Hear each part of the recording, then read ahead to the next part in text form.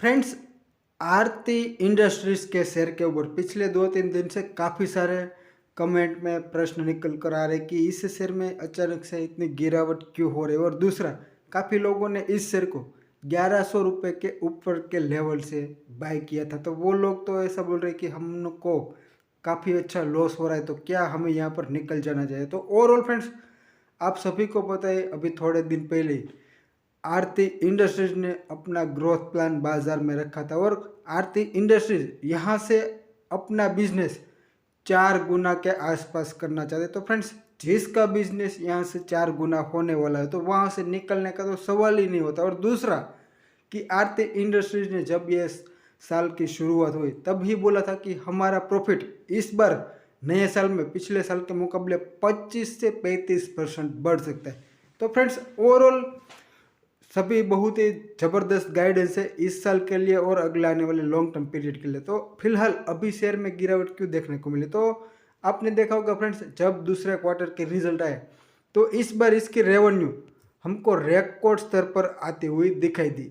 और दूसरा फ्रेंड्स कि आज से पहले कभी इतना आरती इंडस्ट्रीज ने एक क्वार्टर्स में सेल्स भी नहीं किया था और प्रॉफिट भी एक क्वार्टर में नहीं कमाया था, यानी कि प्रॉफिट और रेवेन्यू अपने रिकॉर्ड स्तर पर आई थी। तो ओवरऑल फ्रेंड्स, यहाँ पर जो अनुमान था उससे हल्के से कम हमें मार्जिन देखने को मिला, इसी वजह से हमें वापस इस शेयर में रिकवरी देखने को नहीं मिली। और दूसरा कि आरती इंडस्ट्रीज का वैल्यूएशन काफ़ी हाई है, आप सभी को पता है 60-65 के प्राइस टू अर्निंग रेशियो पर ये शेयर ट्रेड कराए, तो इसी वजह से भी हमें शेयर में कोई खास तुरंत बाइंग नहीं देखने को मिली। और साथ में केमिकल कंपनियों की अगर हम बात करें तो आपने देखा होगा कि पिछले 10 दिन से केमिकल कंपनियों में ऊपरी लेवल से भारी हमको प्रॉफिट बुकिंग देखने को मिल रही है, क्योंकि फ्रेंड्स सभी कंपनियों के मार्जिन हमें बहुत ही ज़्यादा प्रेशर में आते हुए दिखाई दिए। और साथ में हमें अच्छे से अच्छी केमिकल कंपनी जैसे कि दीपक नाइट्राइट जैसी कंपनी में भी हमें ऊपरी लेवल से भारी प्रॉफिट बुकिंग देखने को मिली। इसके अलावा फ्रेंड्स, जो भी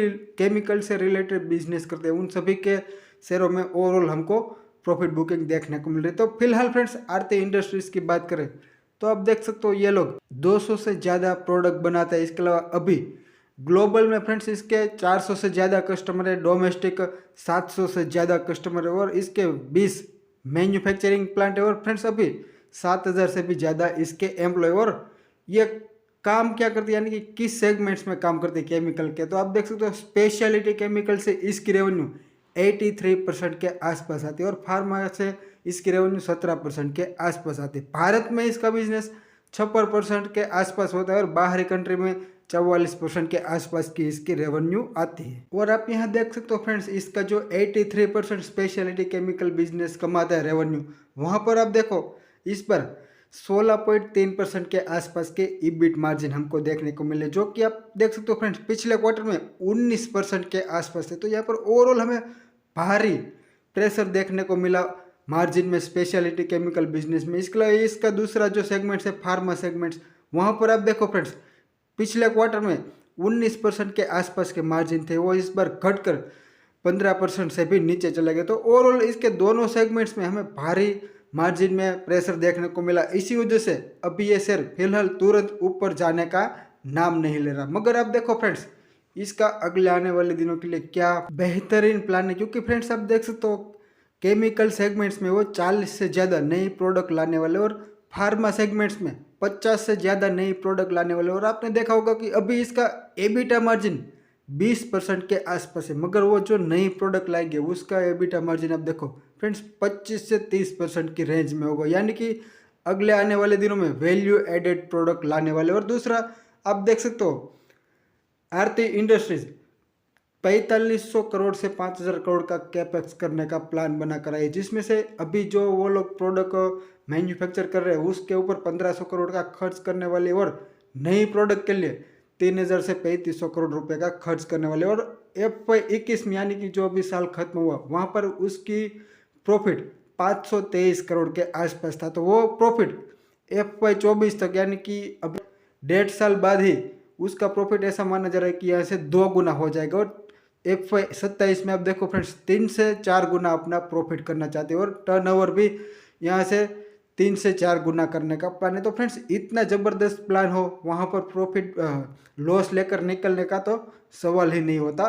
कुल मिलाकर मैं आपको यह समझाना चाहता हूँ। तो ओवरऑल फ्रेंड्स आप देख सकते हो पिछले साल 5023 करोड़ के आसपास की रेवेन्यू रही थी और प्रॉफिट 524 करोड़ के आसपास रहा था। तो यहाँ पर मैनेजमेंट का इस साल के शुरुआत में ऐसा गाइडेंस था कि हमारा प्रॉफिट इस साल 25 से 35% बढ़ सकता है। तो फ्रेंड्स अगर मान लो कि आरती इंडस्ट्रीज का प्रॉफिट इस साल 35% के आसपास बढ़ जाता है तो 700 करोड़ के आसपास इस पूरे साल का प्रॉफिट आना चाहिए। और फ्रेंड्स अभी इस कंपनी का मार्केट कैप 35,000 करोड़ के आसपास, यानी कि ऑलरेडी फ्यूचर की अर्निंग को भी अगर हम इसमें ऐड करके कैलकुलेट करें तब भी ये शेयर अभी 50 के प्राइस टू अर्निंग रेशियो पर ट्रेड करे, यानी कि महंगे वैल्यूएशन पर ट्रेड करे। तो इसी वजह से हमें यहाँ पर रिकवरी में थोड़ी देर लग रही है। और जब केमिकल कंपनियों में ओवरऑल निचले लेवल से बाइंग आएगी तीसरे क्वार्टर के रिजल्ट के वक्त, तब ये शेयर भी वापस तुरंत ही रिकवर हो जाएगा। क्योंकि यहाँ पर मैनेजमेंट ने यह कहा कि जो हमें